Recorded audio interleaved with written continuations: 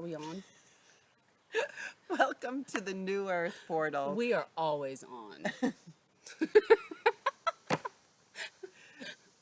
We are still located in the Pisgah National Forest. We are always here. We are always here no matter what. We don't eat, we don't drink, we don't do anything. We just sit here and do videos. This is all we do. And even when we do leave, we really don't leave. No, our bodies stay here. Is that our like spirits go? Yes, we are here. We are here. So this is my friend Susan Brown. This is Hope Gold. I more like say Hope Gold. Right, which is Hope. why I don't introduce Hope. myself because it feels so awkward. Like, you know how when you're in meetings or a new setting and they'll go, oh, let's all go around and introduce ourselves. Oh my God, it sounds terrible. Isn't it weird when I you say your am. own name out of your own mouth? It does. I'm Hope Gold. It doesn't feel real. No, it doesn't feel real and it doesn't feel right. What do you think that means? I think we're really not connected to our names. Like when I connect with somebody, I connect with their energy.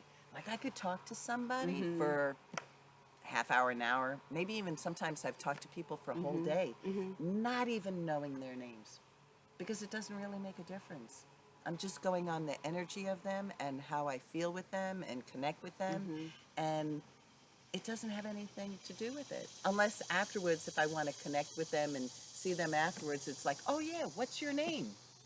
And see, I totally approached that from a different way because I taught for so many years.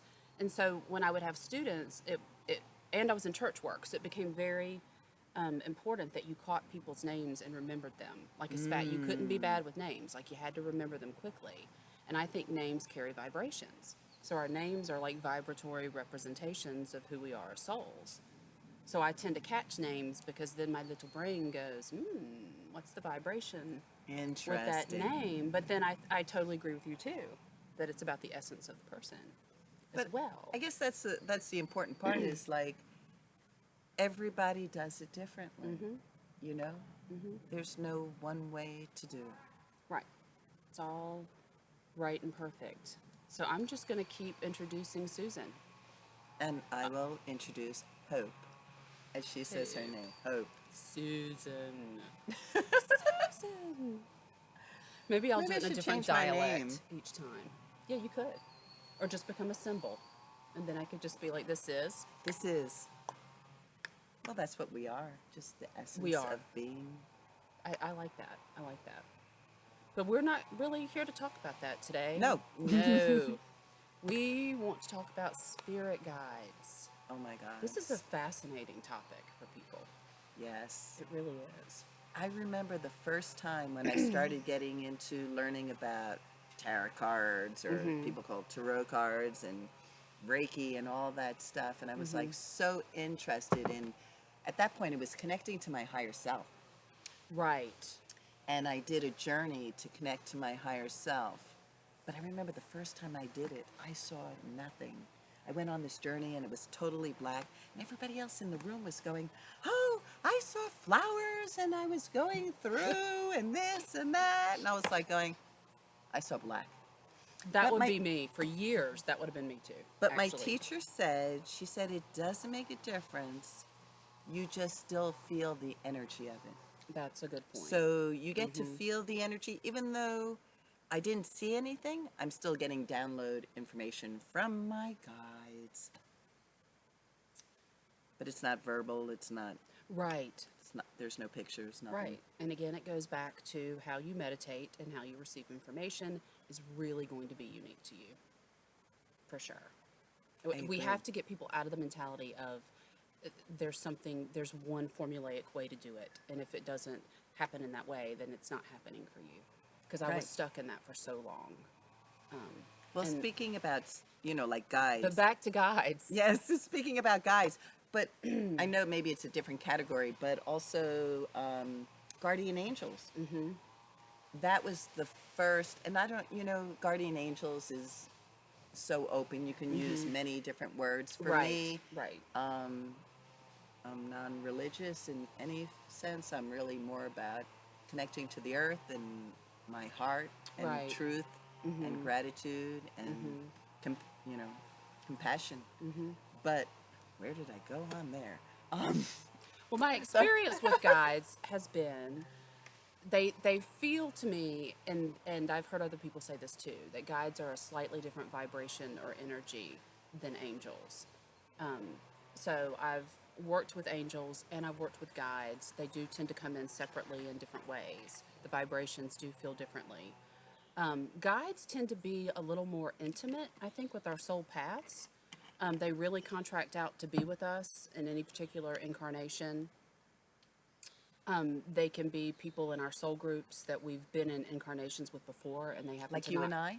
like you and I, Yeah. and we just happen to be here together this time. But I have a couple of guides that are soul group folks who aren't here this time, but they're guiding me. And then there can be other guides that come in that work with you for very specific reasons, depending on what you're here to learn this lifetime, what your life themes are. So you can have folks sort of assigned to that. Like I have a muse for a guide who helps me with my writing and some of my creative stuff.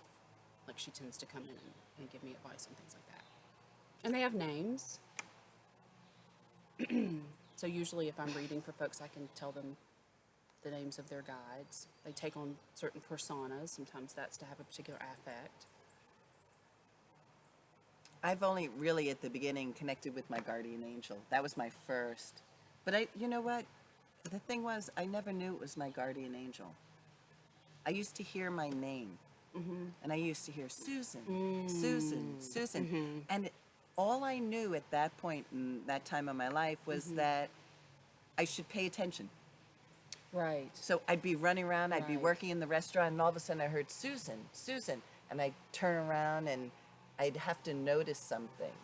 And that's basically how I first started work with like guides and guardian angels. And one time I was in this room and I went upstairs and all of a sudden I heard, I'm over here. And I was like, oh, okay. I'm like, okay, I'm going to bed.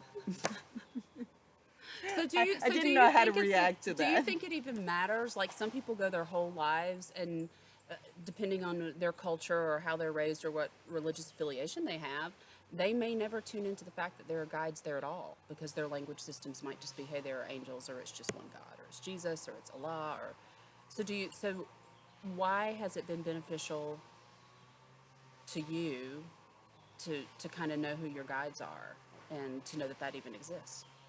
Well, for me, it kind of helps me along my path because, of course, meditation in the morning, connecting to my guides, asking questions, asking advice, and going from there. And really, it's kind of like my system of how I work with the world. Yeah. Basically, Yeah. now. I And it's mean, all part of that guidance system, that guidance system that goes along with your interesting intuition. guidance system, guides. Yeah. I never even thought of that. Which work with the Wow. intuition. And I know for me, once I found out who my guides were and how they were going to communicate with me, and you can do that. Everybody can do that. They want to communicate. Wait a Like, minute. they're excited. Your romance guide came in earlier. Can we check in with that? Maybe not today. Let's not and say we did. So, Well, you want to tell them about the romance guide anyway? no, I do Okay, not. how about what they do? No, I want to tell you about the guide that's sitting right here on my hip.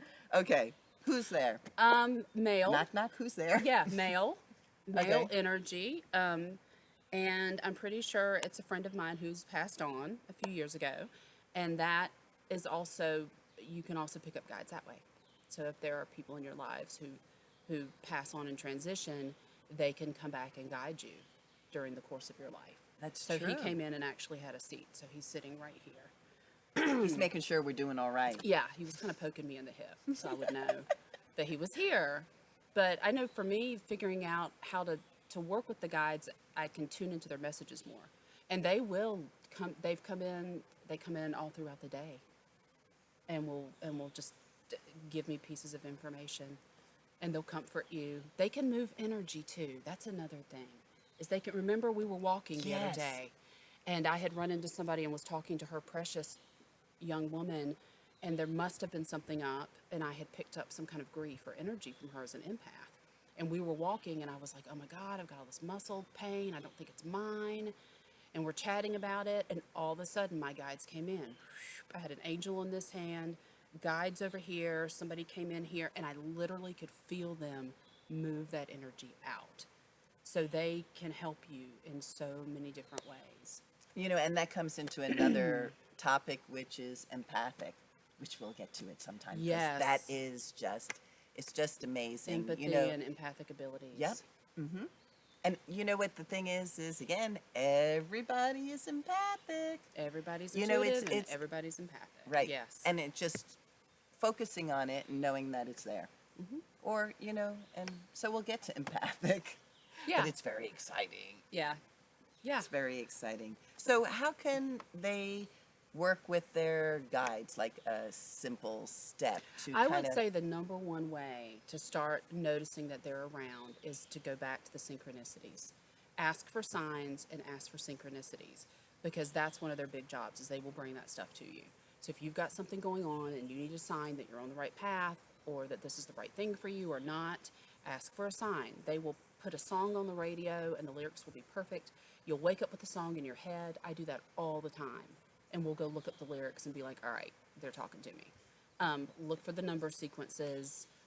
Are there numbers that are showing up regularly? Go Google what they mean, because there's meanings to that. Did a book fall in your lap? So who showed up at the grocery store you didn't expect to see, and what did she have to tell you? And probably it has to do with something that's going on in your world. You would just really be surprised at how involved your guides are and how they've got your back.